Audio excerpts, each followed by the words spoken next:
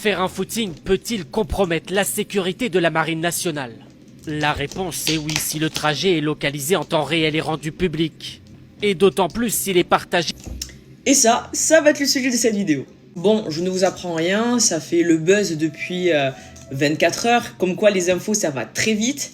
Encore une fois, hein, je n'invente rien. Quand on est militaire et qu'on représente l'armée française, il faut toujours faire attention sur ce qu'on fait et sur ce qu'on dit sur les réseaux sociaux.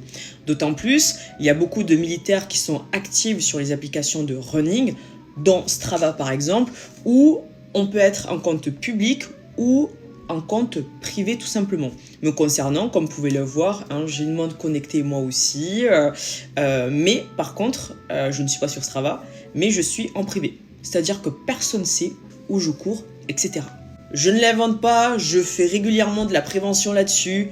Il faut être extrêmement vigilant sur ce qu'on dit et sur ce qu'on fait sur les réseaux sociaux. Le plus important dans cette affaire, c'est qu'il comprenne son erreur et surtout que cela ne se reproduise plus. Il a des chefs qui sont présents sur place, qui sont au-dessus de lui, qui vont tout simplement lui expliquer les choses, les conséquences que ça peut avoir, etc.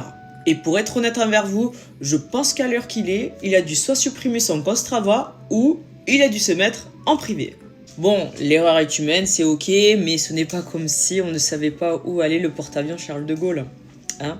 N'est-ce pas les médias? Mais bon, ça, c'est un autre débat.